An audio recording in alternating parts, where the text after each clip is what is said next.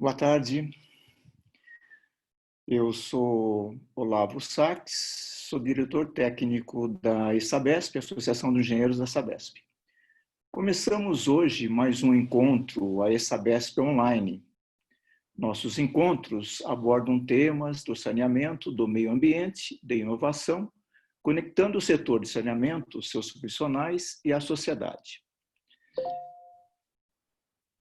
Esta é uma das iniciativas da AESABESP, dando continuidade às suas atividades nesse período de enfrentamento à pandemia.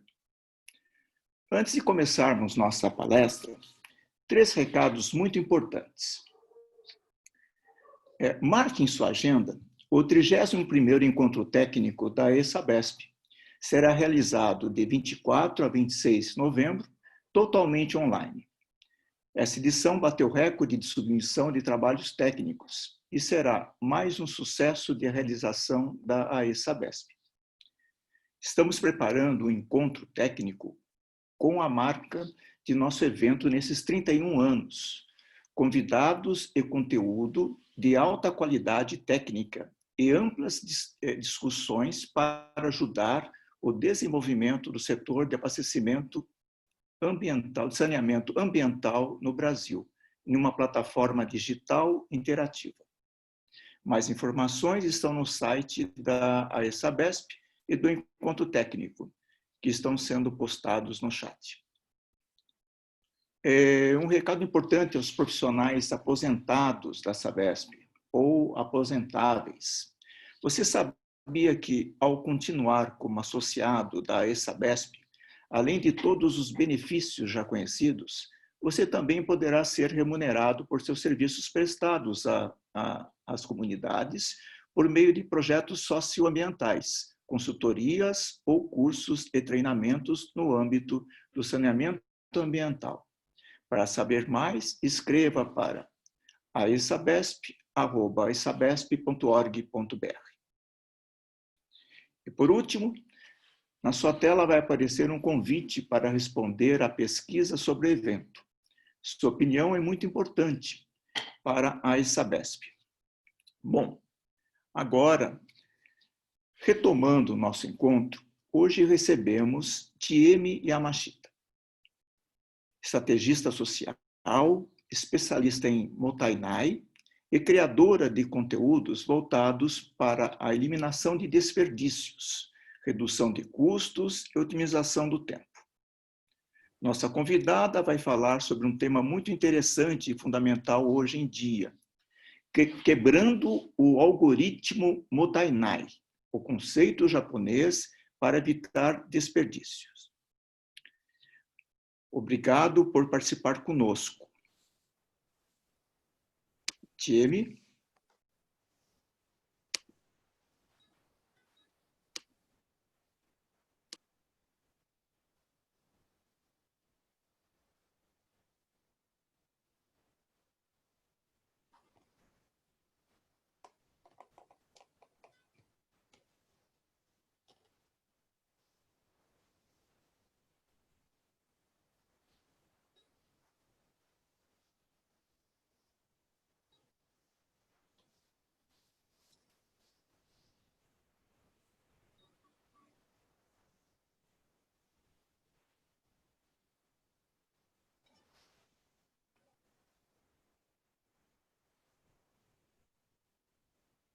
Minasan, konnichiwa. Boa tarde. Estão me ouvindo bem? Sim, muito bem. Meu nome é... A musiquinha não saiu, Tiemi, mas não tem problema. A música não saiu? Não saiu. No teste funcionou. Pois é sempre assim. Falhas técnicas. Entrei com uma trilha sonora japonesa para vocês, mas a japonesa veio. Eu vi pelos nomes alguns descendentes, então quando eu falei japonês konnichiwa, eles entenderam. O restante talvez não tenha entendido. Vocês não sabem falar japonês? Vamos treinar então. Vou falar konnichiwa para a gente começar. Konnichiwa. E aí vocês respondem boa tarde. No Brasil, a gente responde boa tarde. No Japão, a gente fala konnichiwa. Mas o japonês não fala só com a boca, não fala só com a palavra. Fala principalmente com o gesto. Então, quando responder boa tarde para um japonês, mesmo que você diga boa tarde, se você fizer uma breve reverência assim, boa tarde, imediatamente ele compreenderá 4 coisas. Primeiro, que você o reconhece, que você o respeita, que você é educado e que você deseja uma conexão. Então, eu novamente vou falar konnichiwa e vocês respondem boa tarde aí do outro lado, mas como um japonês. Combinado? Vamos lá. Konnichiwa. Muito bem. Sejam todos bem-vindos a este encontro. Nós vamos conversar um pouco sobre o algoritmo do desperdício e sobre um conceito japonês, mottainai.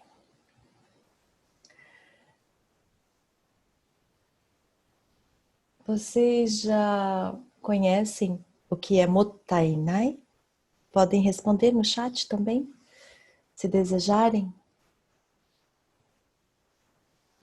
Ah, olha, a gente respondendo konnichiwa, muito bom. E já sabem o que é mottainai? Todos sabem o que é mottainai? Não, Eliana. Muito obrigada, Eliana. Que bom, que bom. Que bom que aceitaram o convite para aprender algo novo, algo diferente. Muito bom. Mottainai é uma expressão japonesa que se diz desperdício.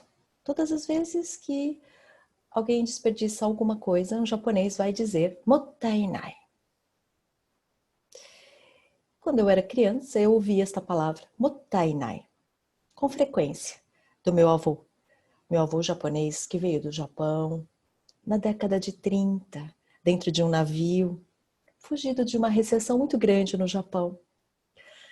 Ouviu dizer que do outro lado do mundo havia um país tão rico, tão grande, que dava dinheiro em árvores. Então, ele veio para cá. Chegando aqui no Brasil, procurou as árvores que davam dinheiro, mas elas não estavam aqui. E aí ele foi trabalhar no interior, nas lavouras de algodão, e foi começar uma vida assim. Por conta de não falar português, não pôde frequentar a escola. Mas os seus filhos aprenderam a falar português. Mas também não puderam frequentar a escola, porque eles tinham que trabalhar desde criança na roça, na lavoura, ajudando na mão de obra. Já eu tive muito mais sorte. Quando eu nasci, eu sou a 3ª geração. Já nasci na cidade de São Paulo. Tive o privilégio de ter uma infância. E aos 7 anos, fui a primeira da família que pôde ir à escola. Todos vocês puderam ir à escola aos 7 anos? É um privilégio, não é? Tantas gerações se sacrificaram para que a gente tivesse esse privilégio de poder ir à escola. Eu lembro um dia quando eu cheguei em casa, muito triste, falei, não quero ir para a escola, não gosto de ir para a escola, escola é chato. E aí o meu avô me contou essa história, me falando que 2 gerações tinham se sacrificado para que eu pudesse ir para a escola. Como agora eu não queria ir para a escola? Depois daquele dia, a escola se tornou algo diferente para mim. Mas eu era revoltada, porque nós éramos de uma família muito simples. Lavradores, depois vêm para São Paulo trabalhar como operários, uma família bem simples, tentando a vida aqui. E quando eu fui para a escola, tive a primeira aula de geografia, a professora conta que havia um país do outro lado do mundo chamado Japão. Eu sempre me identifiquei com o Japão. Meu apelido na escola era Japonesinha. E eles, para mim, eram os brasileiros. Então, nesse dia, a professora conta que o Japão era um país muito pequeno, que fica do outro lado do mundo, mas que ele é um país rico. Eu fiquei toda orgulhosa, toda feliz. Afinal de contas, eu era do Japão, todo mundo me chamava de Japão, de japonesa. Que alegria! Em seguida, ela mostra o mapa do Brasil e diz que o Brasil é um país 23 vezes maior do que o Japão. Eu fiquei muito impressionada. Mas depois ela disse que o Brasil era um país subdesenvolvido, portanto pobre. Neste momento, eu entendi por que a gente era pobre. Porque a minha família era pobre. Sim, eu sabia que eu era pobre porque a minha casa era diferente da novela. Meu café da manhã era diferente do comercial da Doriana. Minhas roupas eram diferentes das outras meninas da escola. Naquele dia eu voltei para casa muito mexida com todas aquelas informações. E eu queria saber por quê? Por que eu tinha nascido no Brasil? Por que eu tinha que ser pobre? Por que eu não nasci no Japão? Porque não era rica? Fui perguntar para minha vovó, que estava lavando roupa. Ela lavava a roupa para fora. Chegando meio-dia e meio, o sol a pino e ela corando as roupas. Eu perguntei para ela, por que veio para o Brasil? Se o Japão é um país rico, se nós tivéssemos nascido no Japão, hoje seríamos ricos, mas a vovó veio para o Brasil e o Brasil é pobre. Por quê? Ela só ouviu aquele questionamento, depois me olhou bem nos olhos, aquela japonesinha, de franjinha, camisa branca, saia plissada azul marinho. E disse, Tieme, cada um nasce onde tem que nascer. Vai lá trocar de roupa, fazer sua lição de casa. E eu fui. Mas eu não fiquei satisfeita com aquela resposta. Eu queria saber por que o Brasil era pobre, apesar de ser tão grande. Por que o Japão era tão rico, apesar de ser tão pequeno. E por que eu tinha que ter nascido no Brasil. Eu esperei 10 anos. E quando eu completei a maioridade, eu fui para o Japão. Para tirar a limpo essa história. E no Japão eu descobri 3 coisas importantes. A primeira, só no Japão eu descobri que sou brasileira. Até os 19 anos de idade, eu tinha absoluta certeza de que eu era japonesa e vocês eram brasileiros. Quando eu conheci os japoneses de verdade, quando eu convivi com os japoneses de verdade, eu entendi que eles são japoneses. Eu sou uma brasileira descendente de japoneses. Eu descobri a minha verdadeira identidade. E confesso que foi uma surpresa, porque eu sempre me considerei uma japonesinha. Todos me chamavam de japonesa. Todos me tratavam como japonesa. Eu lembro que eu gostava de um menino na escola e o menino não quis namorar comigo porque disse que eu era japonesa. Então eu achei que eu era japonesa. Que nada. Sou brasileira. Essa foi a primeira coisa que eu descobri no Japão. A segunda foi aprender como o japonês trabalha. Você sabia que o japonês trabalha de uma forma muito diferente dos brasileiros? Kaizen, 5S, já ouviram falar? A gente estuda, né? Nos livros de administração, o modelo Toyota. Processos de qualidade. Eu não estudei. Eu aprendi. Aprendi tudo isso sangrando nas linhas de produção japonesas. Muito bom. A gente aprende na prática e ninguém tira isso de você. E a terceira foi sobreviver a um terremoto. No ano de 95, um grande terremoto abalou a cidade de Kobe. Era madrugada de janeiro. E eu estava lá. Naquela cidade, preparada para terremoto, por algum motivo, a terra tremeu assim. E aí caiu tudo. Pessoas morreram nos escombros. Quem não morreu nos escombros, debaixo dos prédios, morreu queimado. Porque encanamento é todo a gás. E o fogo foi se alastrando pela cidade toda. E foi nesse momento em que eu me vi perdendo tudo, é que eu entendi o verdadeiro significado da palavra Mottainai. Mottainai não era uma bronca do meu vovô. Mottainai não é simplesmente uma expressão que os japoneses usam quando alguém está desperdiçando algo. Mottainai é muito mais. Deixa eu ver se eu consigo compartilhar aqui a tela. Isso aqui. Vocês estão enxergando? Enxergam? Sim? Ainda, sim, sim. Estamos sim. Mottai significa digno. E nai é negação. Não.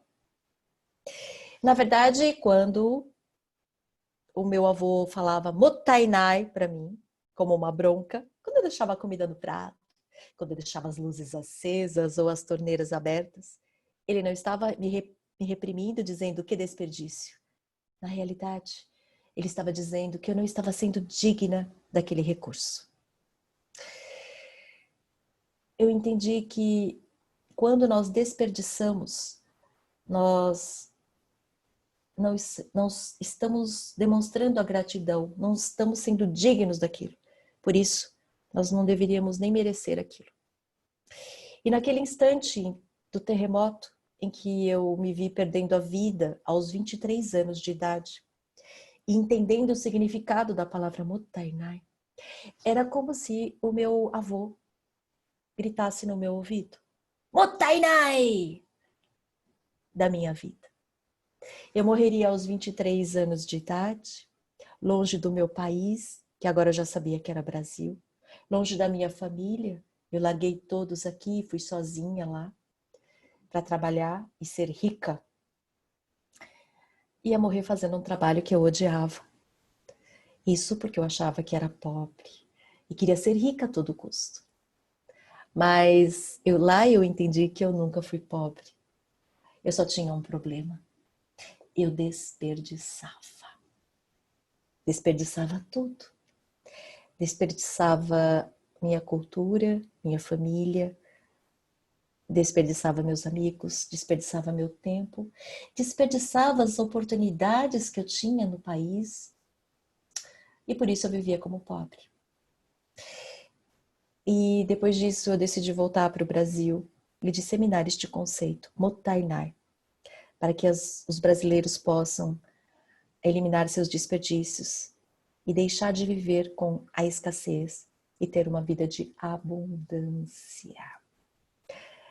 Há 20 anos eu venho praticando isso na minha vida e os últimos 10 eu venho dedicando profissionalmente como disseminadora do conceito em grandes corporações pelo Brasil inteiro. E o algoritmo do desperdício? O que é o algoritmo? É a forma com que a gente está programado a fazer as coisas. E por que a gente... Deixa eu ver aqui. Stop. Pronto. Voltei. E por que a gente desperdiça?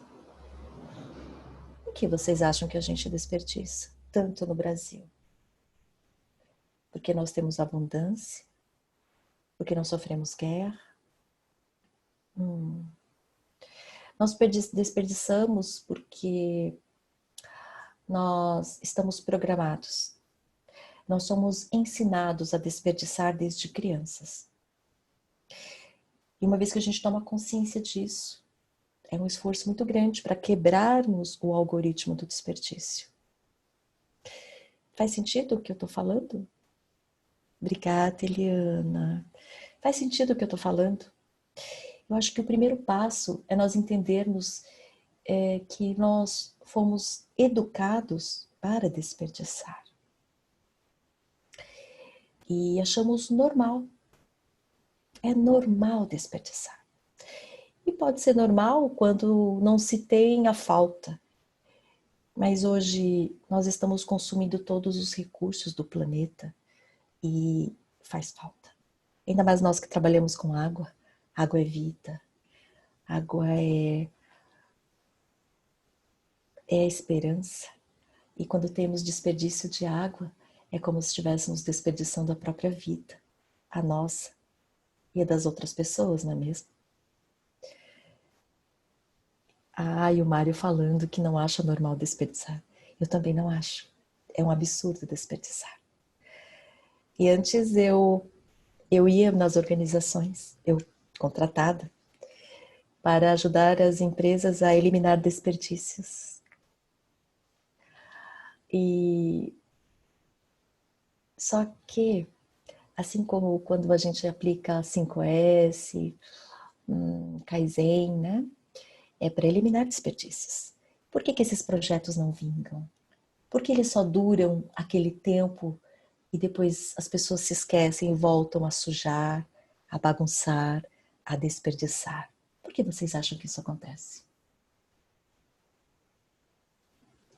Se nós não achamos normal desperdiçar, se desperdiçar não é lucrativo, por que continuamos a desperdiçar? O que estava nos faltando? E no meu caso, eu cheguei ao limite de perder quase tudo, até a vida, para compreender isso. Mas será que a gente precisa chegar nesse limite para entendermos e mudarmos o comportamento? Ela é uma ação individual e coletiva. E qual a importância de entendermos essa questão do algoritmo do desperdício para os nossos projetos e o nosso futuro profissional? Sim, quando eu digo de futuro profissional, eu digo de profissões de futuro. Vocês podem ter as suas funções atualmente, alguns podem já estar em época de se aposentar ou pensando numa segunda ou numa terceira carreira, seja o que for, não vai poder desperdiçar. Para ter algum diferencial, de fato, precisa ser alguém que não desperdiça recursos. E se eu tenho esse diferencial, com certeza terei mais oportunidades de atuar no mundo do trabalho e de eliminar muitos desperdícios. Faz sentido o que eu estou falando? Ah, verdade.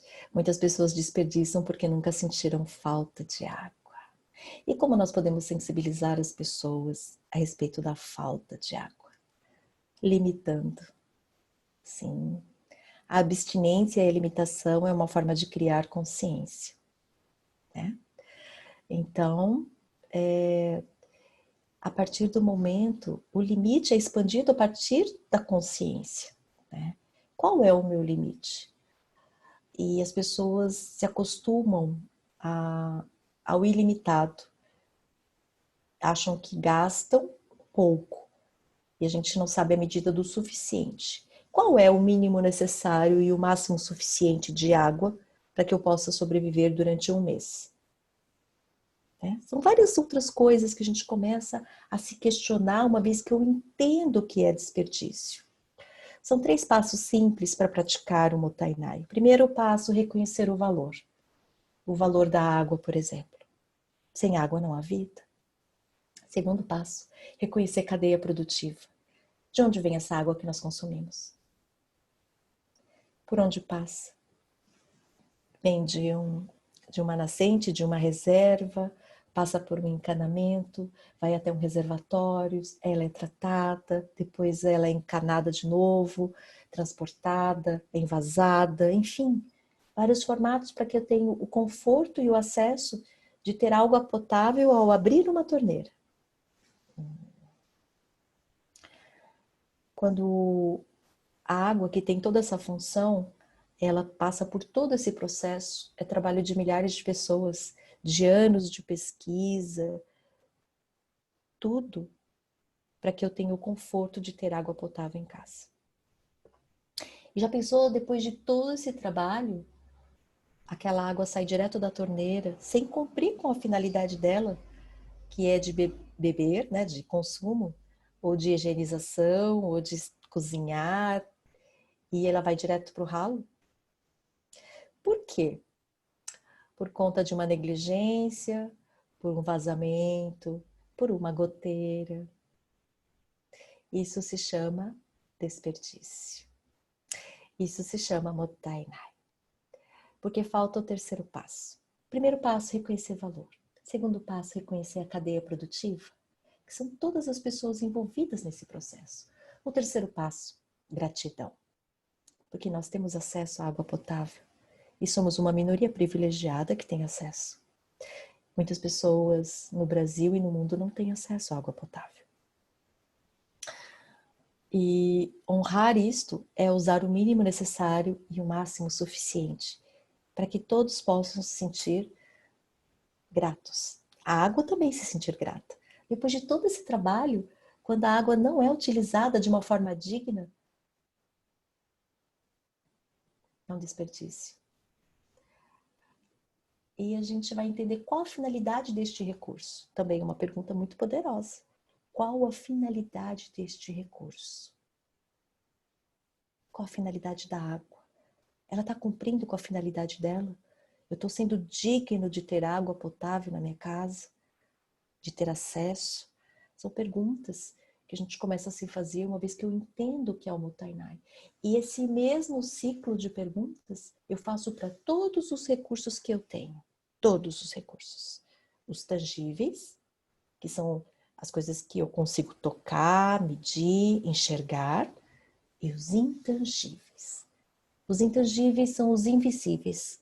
O recurso como tempo, experiência, conhecimento, cultura. Geralmente nós não contabilizamos esses recursos porque são intangíveis. Provavelmente já estamos desperdiçando. E a partir destes recursos intangíveis é que nós vamos poder criar soluções para amenizar a falta dos recursos tangíveis que nós temos. Faz sentido o que eu estou falando? Nós entendemos que abrir este novo leque de percepção, de questionamento, na verdade por que nós desperdiçamos a água? Por que nós desperdiçamos o nosso tempo? Por que nós desperdiçamos a nossa vida? É a pergunta, não é a resposta.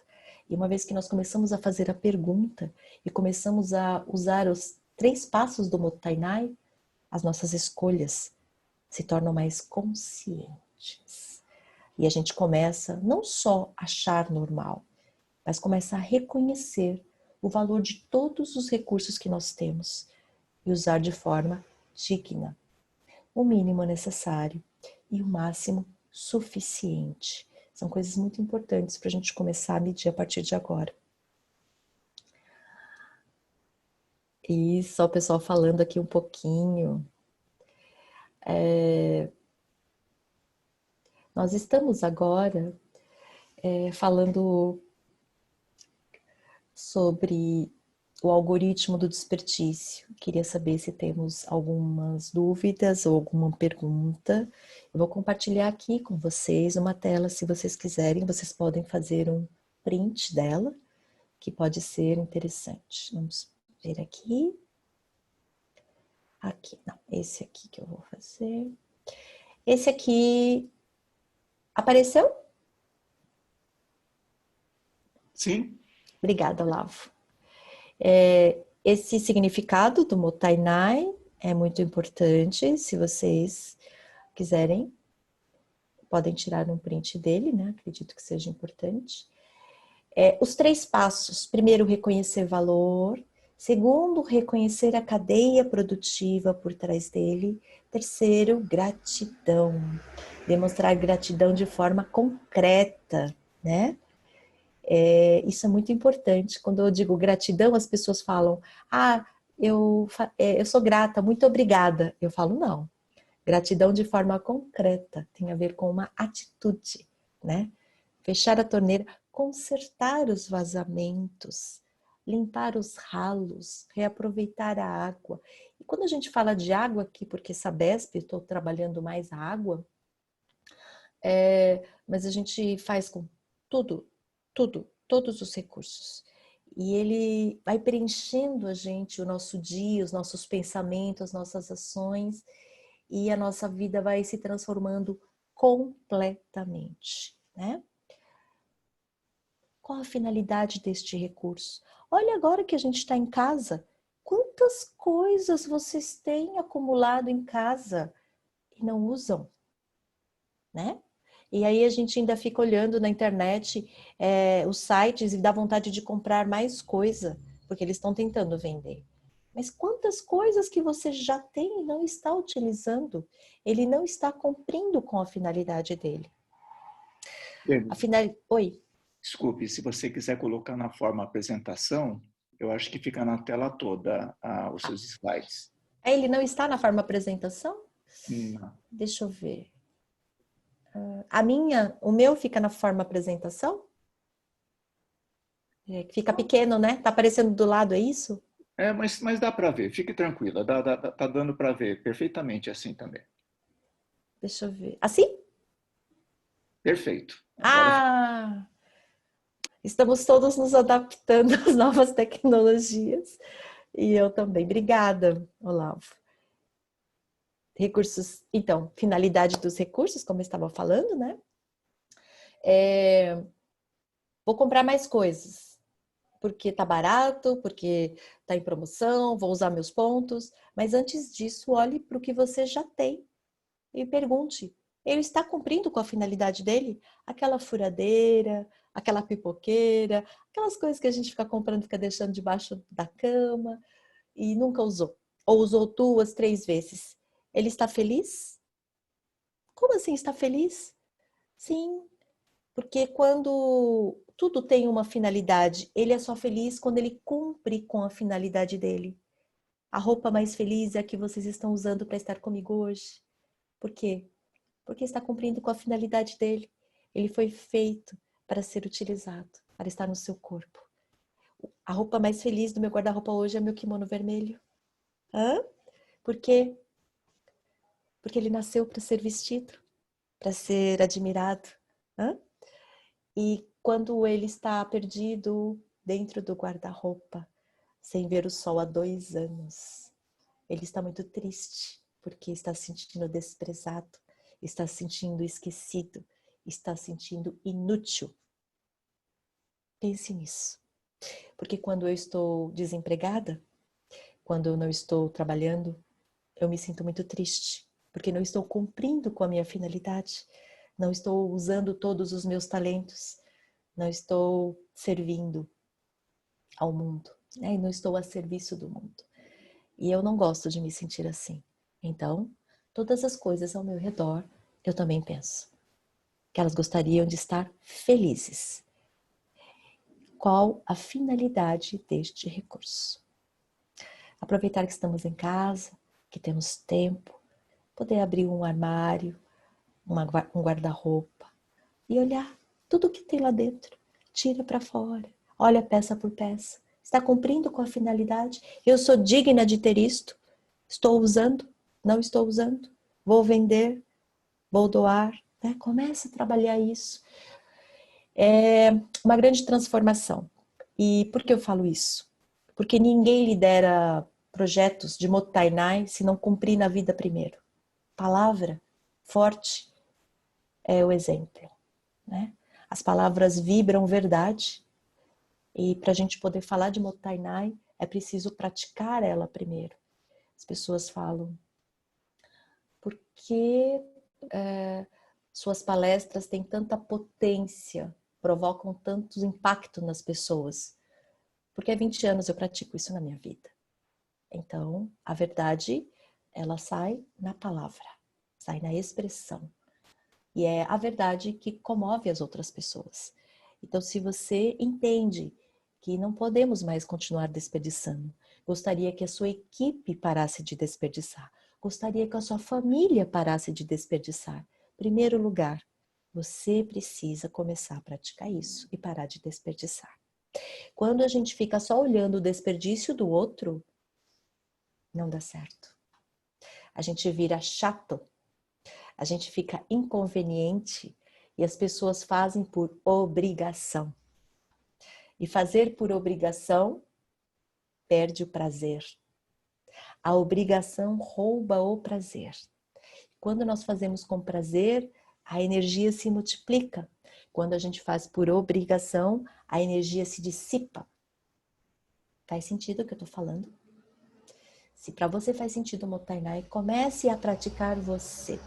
E eu vou dizer, não é fácil, porque vocês vão compreender como o algoritmo do desperdício já está no DNA de todos nós. Fazer esta mudança é preciso muita força de vontade. Recursos tangíveis, como eu coloquei, ambiental, estrutural, tudo que é concreto. Os intangíveis são que eu gostaria que vocês prestassem mais atenção. Olha, vocês acham que nós desperdiçamos recursos hoje? Gostaria que vocês me respondessem no chat. Qual recurso que vocês acham que nós mais desperdiçamos atualmente?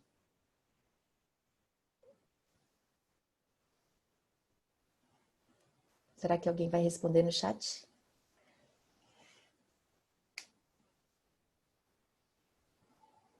Qual o desperdício que nós mais desperdiçamos atualmente? E será que eles não estão aqui?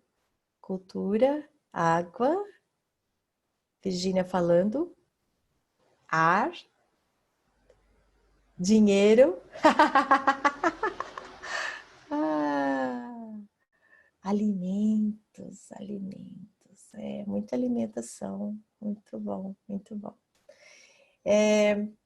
Nós separamos um tempo para que vocês pudessem fazer perguntas e a ideia é que a gente possa interagir. Nós estamos num relacionamento sério e virtual, mas muito comprometido. Então, eu estou muito atenta ao que vocês escrevem aqui e nós estamos abrindo perguntas. Posso começar, Tim? Ah, por favor. Ah, legal. Bom, antes de mais nada, Tim, a gente já queria ter tido essa palestra com você antes, no nosso Interpolo, mas infelizmente, né, devido à quarentena, nós não pudemos contar com você no nosso evento, né? Mas estamos contando agora no webinar, que está sendo muito, muito legal, muito interessante, que foge um pouco desse nosso dia a dia árido que nós, engenheiros, convivemos, né? É bom ver essa outra parte das coisas, essa Será outra que tem visão. engenheiro aqui? Dos participantes, tem engenheiros? Você olhando, tem engenheiros participantes? Não. Olha, eu acho que a grande maioria, viu? Tem engenheiros aqui? Só responde sim. Sim. Deixa eu ver. Sim, uns 4 eu tô vendo engenheiros. Sim. Nossa! Nossa! Você está vendo? Você não... Ai, meu Deus. Eu preciso falar uma coisa sobre os engenheiros. Opa! Eu não sabia que seriam tantos engenheiros. Nós fizemos o convite. Carlos e Tiro gostaria de falar, é isso? Ele tem uma mãozinha levantada? Não, acho que ele está dizendo que ele é engenheiro. Engenheiro. E Luciene também engenheira, Leia também engenheira, todos engenheiros. Respeito, admiração. Na verdade, tem uma queda por engenheiros, porque os engenheiros têm uma visão sistêmica, né?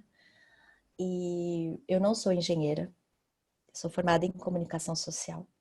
Sou uma estrategista social, né? Depois, uma das perguntas eu vou falar a respeito de estratégias para eliminar desperdícios e o que isso tem a ver com comunicação. Mas o engenheiro ele tem uma visão sistêmica. E ele não precisa estudar engenharia para ter o espírito de engenheiro, visão de engenheiro. Vocês concordam comigo ou não? Eu identifico o engenheiro mesmo, é que ele não tenha feito a faculdade de engenharia, ele tem mindset de engenheiro. Primeiro, visão sistêmica e uma vontade, coragem de resolver problemas, né? Então, o engenheiro, ele tem isso mais forte do que ele. Às vezes, eu trabalho com projetos sociais e jovens, crianças jovens, de ONGs também, ensinando o Motainai. E é impressionante quando eu chego num dos grupos dos jovens e falo, eu estou com uma dificuldade, eu tenho um problema aqui que eu não estou conseguindo resolver. E aí, dentro daquele grupo, você vai ter alguns que vão falar assim, deixa eu pensar, eu fiquei pensando, como que eu vou resolver isso? Eu já olho para ele, ele já tem o espírito de engenheiro. Mas, assim, é muito claro isso. É a visão sistêmica e a vontade de resolver problemas. É uma indignação com o problema e ele traz disso. Eu preciso muito da ajuda dos engenheiros, porque nós temos que quebrar este algoritmo do desperdício e os engenheiros podem nos ajudar nisto. Você não acha? Com certeza. E quebrando o gelo, já que estamos falando com engenheiros, deixa eu perguntar para você qual a relação entre o Mutainai e existe uma correlação? Falhou a pergunta. Ah, sim. Eu estou perguntando qual a relação entre o Mutainai e o Kaizen ou 5S. Muito bom essa pergunta. Eu lembro de muitos lugares eu digo, eu falo sobre Motainai, essência do desperdício.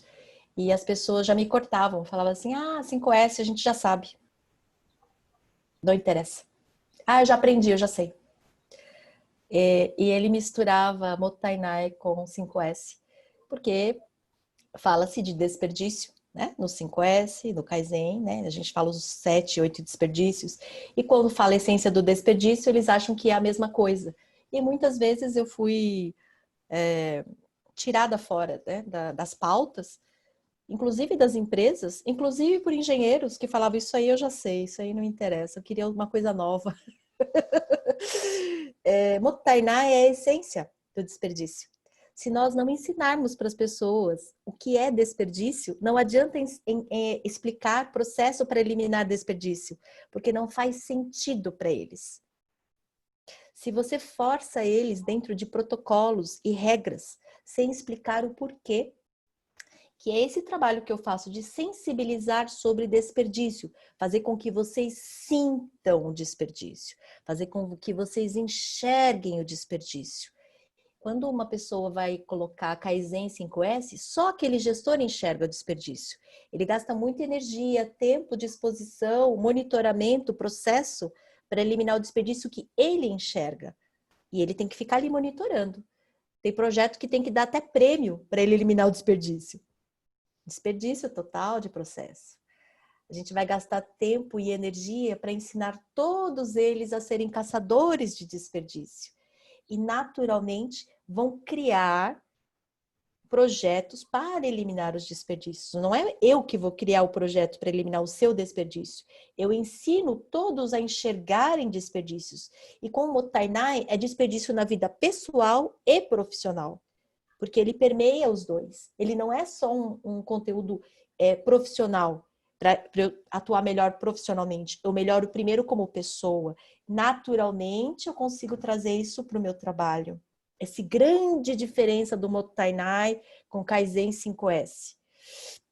Em 2018, eu estive no Japão, né, convite do Instituto Sindipeças, e nós fomos fazer um estudo, um aperfeiçoamento sobre processos de qualidade. Foram 3 equipes, 3 comissões brasileiras que foram participar. Eu fui na segunda turma e foi muito impressionante. Conhecemos pessoas maravilhosas. Ficamos em Nagoya por 20 dias, visitando as principais fábricas e estudando monozukuri, né? forma de fazer do japonês. E quando ele fui questionada, né? Eu era a única da comitiva que não era engenheira. Eu e a Isabel, né? A Isabel é psicóloga do Instituto Sim de Peças. E nós estávamos no grupo de... agora não sei exatamente. Eu sei que nós tínhamos mais de 10 engenheiros, todos homens. Eu era a única que não era engenheira e Isabel. E eles perguntaram, o que você faz? Não é engenheira, né? E está aqui nessa comissão. Não é a intérprete, porque pensaram que eu era a tradutora, mas eu não era a tradutora também. E aí eu falei, eu ensino Mottainai. E aí houve toda uma curiosidade. Por que precisa ensinar Mottainai? Por quê? Eles não sabem o que é Mottainai? Eu digo, brasileiro não sabe o que é Mottainai. Há 30 anos nós tentamos emplacar processos de qualidade 5S Kaizen sem sucesso. E é por quê? Porque ninguém ensinou Mottainai. E aí a gente foi entender, eles foram compreender e reconhecer a importância deste conceito que não se falava, né? E eles colocaram, e você como uma brasileira, descendente de japonês, conseguiu trazer para uma linguagem atual, né, contemporânea, e fazer toda a adaptação para poder turbinar os processos de qualidade no Brasil. Então essa que é a relação. A gente não está competindo, não é uma nova metodologia para substituir, não. Ele veio para agregar, mas ele veio para aquele começo lá da sensibilização de público. Essa que é a principal função do Mottainai. Legal. As pessoas podem fazer perguntas pelo chat, tá? Mas aprofundando um pouco mais em seu conceito, a gente pode até, em primeira mão, informar o pessoal que nós teremos um curso, em breve, um curso de sensibilização de público e estratégias de comunicação dirigida, que a gente quer promover na Associação dos Engenheiros. Em breve a gente vai divulgar os dias desse curso para as pessoas interessadas em se aprofundar nesse tema, estudar um pouquinho mais. Mas, Tia, me diz para mim, qual o pulo do gato, né? O segredo para diminuir os desperdícios nos processos? Então, está na sensibilização do público. Porque quando o líder não consegue sensibilizar o público, as pessoas vão continuar desperdiçando. E só para de desperdiçar na sua frente. Porque na hora que você vira as costas, ele continua desperdiçando. Como que você sabe? Pelos indicadores. Pelos indicadores, a gente consegue saber se realmente houve uma transformação ou não. E o segredo, sensibilização de público. Então, eu me especializei nisso. Por isso que eu sou de comunicação. Eu gosto muito dos engenheiros porque eu posso ajudar muitos engenheiros nessa parte. Eles desenham os processos, detêm os indicadores e tem esta vontade que o Mário colocou aqui, melhorar o meio ambiente, o conforto das pessoas. Eu fiquei apaixonada na Toyota. O museu da Toyota em Nagoya, eu fiquei apaixonada. Eu já gostava de engenheiros, mas quando você vê a história da engenharia automobilística naquele museu, você fica impressionada com a capacidade, a inteligência humana, né? Em prol disso que Mário colocou. Resolver problemas, melhorar o meio ambiente e dar conforto para as pessoas, né? Então, só trazendo aqui uma coisa muito peculiar, que eu acho que poucas pessoas sabem, né? Toyota, o pai da Toyota, né? O pai, o que foi o filho que cria a empresa de carros, automóveis. Mas o pai, ele tinha patente de fiação, de tecelagem. Patente de tecelagem. Agora, como surge isso? A mãe dele, ela fazia roupas, né? Fazia tecelagem com aqueles... eu esqueci agora o nome que é manual. Essas peças, como chamam essas peças? Teares. Isso, teares. Lá no museu, vários teares, os manuais. E ele, pequenininho, via a mãe dele trabalhando o dia inteiro naquele tear. Ficando com os braços, assim, com os ombros todos doloridos à noite, de tanto trabalhar fazendo isso. E ele jurou para ele mesmo que ele ia estudar e encontrar uma maneira de aliviar aquele trabalho duro da mãe dele. E aí ele faz ele cresce, né? E cria a automatização dos teares. E ele se torna um dos homens muito ricos. Por quê? Porque ele faz patente dessa invenção dele e ganha muito dinheiro no Japão e fora do Japão e tudo mais. E aí parte dessa fortuna depois ele dá para o filho, para que ele crie uma indústria automobilística no Japão, que o Japão não tinha. Mas o que me comoveu foi este amor daquela criança, né? Que já tinha o quê? O espírito de um engenheiro, né? E aí ele usa a inteligência para modificar. E aí eu penso agora, será que os engenheiros também não podemos fazer algo para eliminar os desperdícios e não simplesmente nos acomodarmos no sentido de, eu falo, mas ninguém faz, o projeto não vai para frente, brasileiro é assim mesmo. A gente fala brasileiro desperdiça, ele já está acostumado, não adianta fazer projeto. Tudo são coisas que a gente fala, que a gente repete e a gente usa para continuar desperdiçando, né? Então, há um momento em que a gente vai tomar para si a responsabilidade e falar, não, eu quero criar um projeto que realmente vai eliminar um desperdício de verdade. E eu preciso sensibilizar as pessoas. Só que o engenheiro não estudou pessoas, o engenheiro estudou processos. Eu estudei pessoas. Então, aprender como sensibilizar o público comigo pode ser um formato, pode ser um caminho para que a gente possa viabilizar projetos de forma sustentável. Porque não adianta fazer projeto que dá resultado só daquele período. Depois que as pessoas não estão ali monitorando, ele volta ao normal, né? Então, isso é desperdício. Porque isso a gente sabe. Quantos projetos a gente já não fez? E agora eu quero fazer diferente. Então, aprender sensibilização de público é o pulo do gato. E é isso que a gente vai oferecer. Parece que já deu certo, né? Conversamos com a Kátia e ela aprovou. Acho que em setembro vai acontecer um curso inédito aí pela associação, que realmente vai trazer um diferencial, né? Porque todo mundo está ensinando parte técnica. A gente vai entrar com uma parte de sensibilização, né? Que é um outro tipo de técnica agregada, mas é uma coisa, um diferencial. Porque aí se tem um engenheiro que sabe de processo e que sabe sensibilizar público, aí realmente vai transformar o mundo, como aí colocou Mário. Muito bom. Você sabe que nós combatemos muito o desperdício de água, né? E quando eu atuava em uma unidade de negócio, a gente saía para as ruas e nós víamos algumas pessoas lavando a calçada com aquela mangueirinha, fazendo o que nós chamamos de vassoura hidráulica, empurrando aquela folhinha até a O sarjeta. bueiro, né? Porque ele Até o joga dentro bueiro. do bueiro. É o pior de tudo. Uma água, né, tratada com cloro, com flúor, né? E chamávamos a atenção das pessoas. E as pessoas falavam o seguinte: olha, eu pago essa água e faço o que eu quero com ela.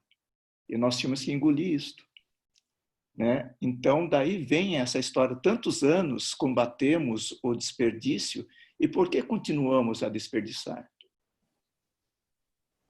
Exatamente.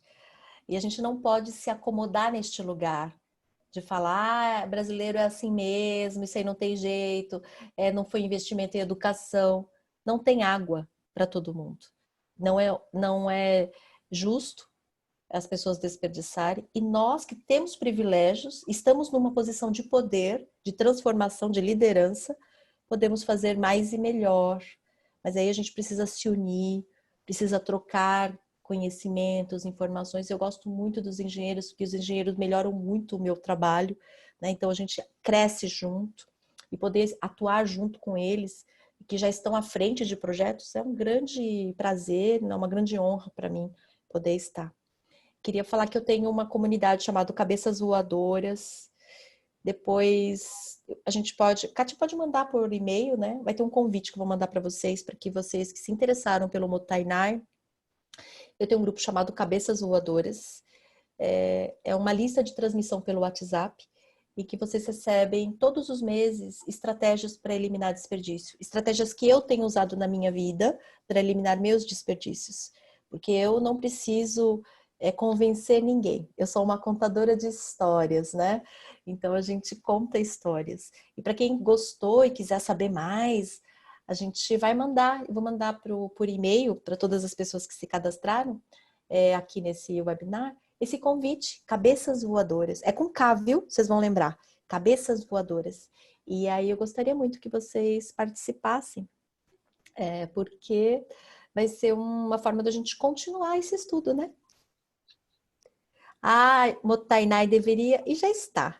Eu atuo em projetos sociais, em ONGs, ensinando Mottainai. E as crianças adoram, os jovens adoram e já praticam rápido.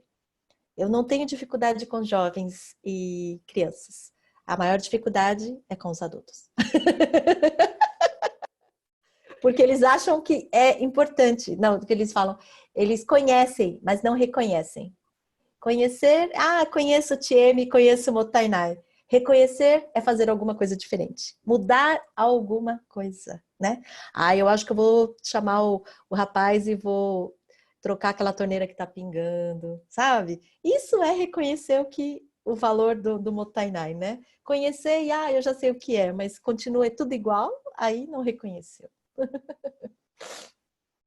Muitos de nós aprendemos com os nossos filhos, né?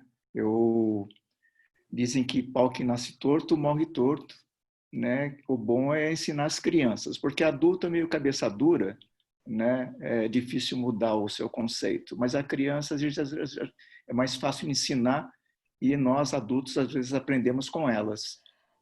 Eu trabalho com todos os públicos, eu estou trabalhando com seniors também, ensinando desmaterialização, né? Que é essa parte de se digitalizar profissionalmente, que eles agora vão se aposentar e falam como eu vou atuar, né? E o digital grande potência, então eu ensino eles com as crianças no Mottainai, com projetos, né, chamado Caia na Real, e com os líderes cabeças voadoras. Então eu estou com todos, eu gosto de todos os públicos, eles têm peculiaridades, mas todos eles têm um momento da virada, né? E é muito particular, eu acho que ser jovem não tem a ver com idade, viu, Olavo? Ser jovem tem a ver com uma atitude de aprender. Uhum. E a diferença é que a criança, ela não tem que desaprender, ela só aprende. Nós, adultos, nós temos que desaprender o algoritmo do desperdício e recriar um novo algoritmo. Então, ele dá mais trabalho, porque eu tenho que desaprender e criar um novo algoritmo. Só isso. Mas quando tem vontade, boa vontade, possível. Muito bom. Tia, a gente está chegando no final do nosso webinar. Tá? Queria avisar ao pessoal que está nos acompanhando, né, que esse vídeo ficará disponível no site da ESABESP para quem quiser assistir de novo ou até compartilhar, né? Alguns recados finais, né? Primeiro, eu queria agradecer muito a palestrante, né? Foi muito interessante, está sendo muito interessante essa sua dissertação sobre Mottainai. Tieme Yamashita, então, estrategista social, especialista em Mottainai, criadora de conteúdos voltados para eliminação de desperdícios, redução de custos e otimização do tempo. Também queria avisar a todos, fiquem atentos em nosso site às novidades sobre nossos eventos e datas dos próximos encontros online, que também estão sendo informados no chat. O nosso site também você encontrará todas as informações sobre nossos cursos, que também estão em nossas redes sociais e seguem em comunicados por e-mail marketing. Lembro mais uma vez o recado para os profissionais aposentados da Sabesp. Você sabia que ao continuar como associado da ESABESP, além de todos os benefícios já conhecidos, você também poderá ser remunerado por serviços prestados junto às comunidades por meio de projetos socioambientais. Olha, oportunidade aí, hein? Com Mottainai, quantas coisas podemos fazer? Eu falo que há vida após a Sabesp, viu? O pessoal que quer só prestar, sabe? Depois aposentar, quer cuidar dos netos e tal. Tem muita lenha para queimar ainda, viu, Tia? Então, podem trabalhar em consultorias ou cursos de treinamento no âmbito de saneamento ambiental. Para saber mais, escreva para aesabesp@aesabesp.org.br. Nosso site também tem mais informações também sobre o 31º Encontro Técnico, que acontecerá nos dias 24, 25 e 26 de novembro. Veja no chat o link para o site. Tá? Nosso próximo webinar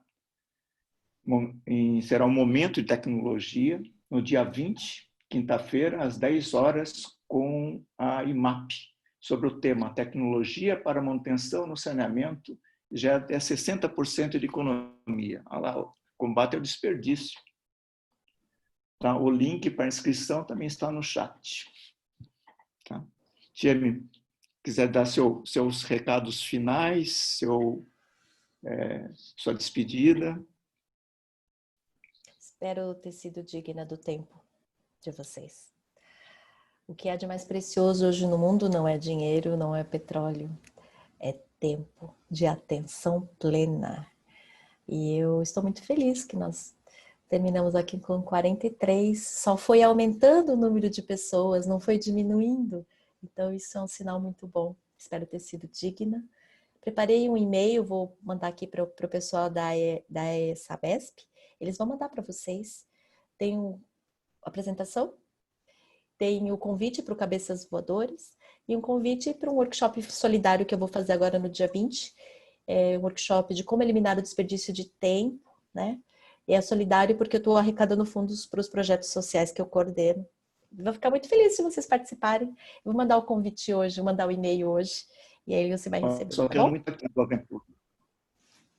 O pessoal está elogiando muito a Renata Pascoal, entende? A Virgínia Maria Garçom, o Fábio Weck, todos palestras Jura? ótimas, Ai, que parabéns. bom, porque eu respeito muito os engenheiros são muito exigentes. Então, se eles estão elogiando, eu estou feliz. Já tem engenheiro até falando japonês aqui, o Mário já domo arigato, gozaimasu, estão gastando, viu? Você está pensando o quê? O pessoal não é fraco, não. Aí, Viu? quando tudo isso passar, a gente vai fazer de novo aquele evento. E aí vocês vão me ver ao vivo e a cores de kimono, que hoje está sendo que ser assim. Mas eu fiquei bem feliz pela oportunidade também de poder vestir o kimono para poder me apresentar para vocês. Então, obrigado mais uma vez, muito obrigado e nos vemos então no curso em breve, né? Obrigado a todos os participantes, tá? E um bom final de tarde a todos.